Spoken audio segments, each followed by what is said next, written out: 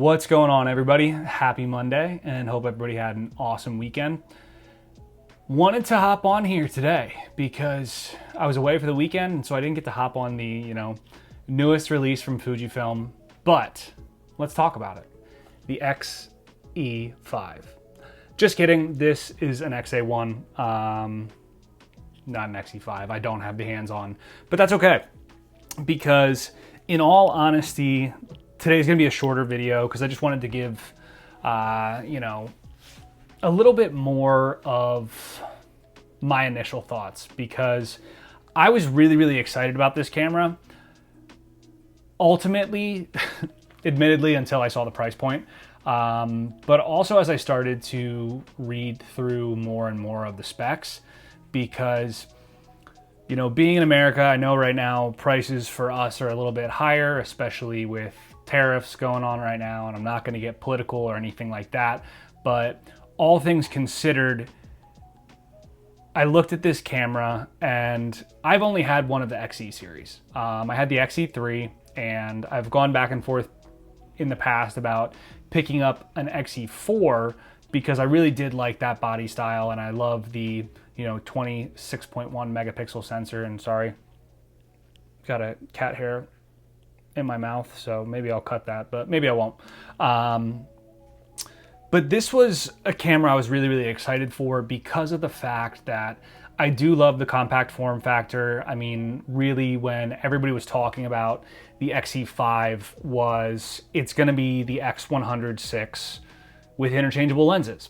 And when I first started this channel, around my first Fuji camera, that was the X-T50, and what I've really come to see is that aside from ultimately the body styling of the more like DSLR style body of the X-T30, X-T50, the XE5 is literally an X-T50 that's $300 more. And while I know it is a rangefinder versus the styling of the X-T50 or the X-T5, anything like that, which for a lot of people, they do like that style. And I mean, I've had the rangefinder styles. My A7C II by Sony is a rangefinder style camera. And, kind of contrasting it with past models, taking into account the day and age that we're living in, especially in the US, with shipping things. And I mean, we saw this more recently with the X-Half camera, where that was supposed to be released around the $600 mark, and it's now coming in at $850 here in the US. I think that the XE5 is a camera that a lot of people are going to order and love. And I mean, it's 100% a step up from the XE4. That is something I will not deny, because of the fact that it does now have the IBIS, it does have the, the new 40 megapixel sensor, which I had in the X-T50 and in my XH2. And it has a lot of features, including the covered up film simulation dial, which I think looks nicer in my opinion, because I mean, I've had the film simulation dial. This is how you know it was a long day. On the X-T50, as well as here on my XM5. And I like the style of the XE5. And in all honesty, if I were working with Fujifilm, or if I just had unlimited funds to just blow on cameras, I would still be buying Fujifilm along with many other types of cameras, let's be real. But it's just, for me personally, it's not exactly what I want. And, I loved my X-T50, and I honestly do regret getting rid of it at this point, because the fact that it's a phenomenal camera. But aside from the 3 custom slots that you can get on the X-E5, I don't personally see any justification for anyone to want to spend that $300 extra if they are looking solely at the technical specifications of the X-E5 over the X-T50. And in all honesty, like, unless you want that extremely compact form factor in the rangefinder style, which is what I think this is targeted at, I mean, everybody loved the XE4, and you know, the XE5 is doing it justice as an upgrade.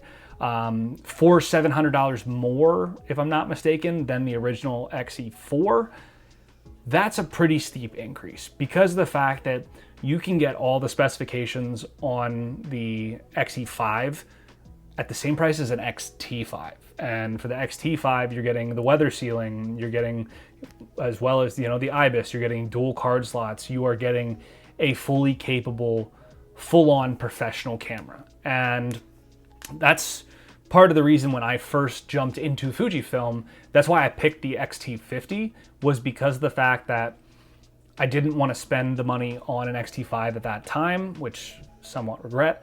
But, you know, overall, it's, if you're looking at a professional camera, I don't know why this cat hair is just drifting through my room. If you want to spend that money on a professional camera, get the X-T5. Or honestly, the X-T50 for $300 less.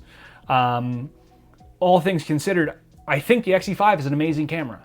It's just not necessarily the camera for me, because if I want that more compact form factor, I'm gonna probably pick up, you know, if I want to stick with Fujifilm, I'll pick up my XM5, because of the fact that minus the rangefinder viewfinder, it's still an awesome camera. I mean, the 26.1 megapixels and the 6.2K open gate recording, that suits my needs for a compact camera. And if I want to get even more compact, I do have my Ricoh GR3X.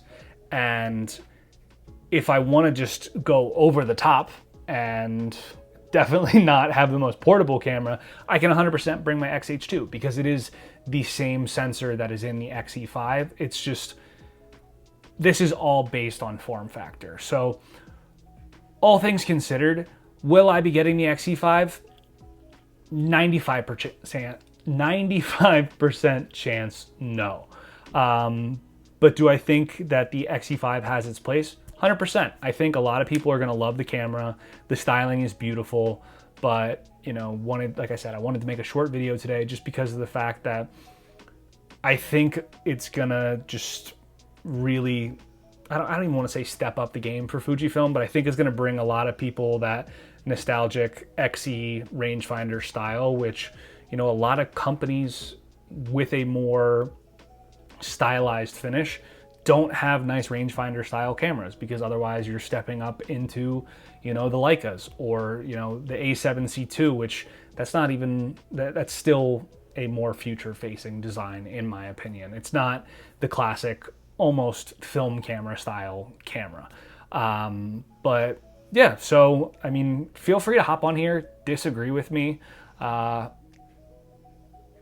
each their own. Like I said, I likely won't be picking up the XE5. In all honesty, I'd love to probably consider getting an XT5, or honestly the XT4 would be fine with me as well, because I do love the resolution that comes out of the 26 megapixel sensor. I just think it's beautiful.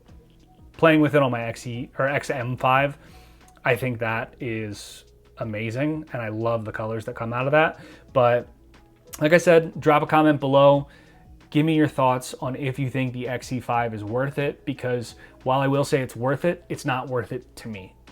So those are my closing thoughts, aside from, you know, if it's your first time stopping by. My name's Chris. I'm a content creator, and I talk about cameras, take photos, post things. But catch y'all in the next one. Peace.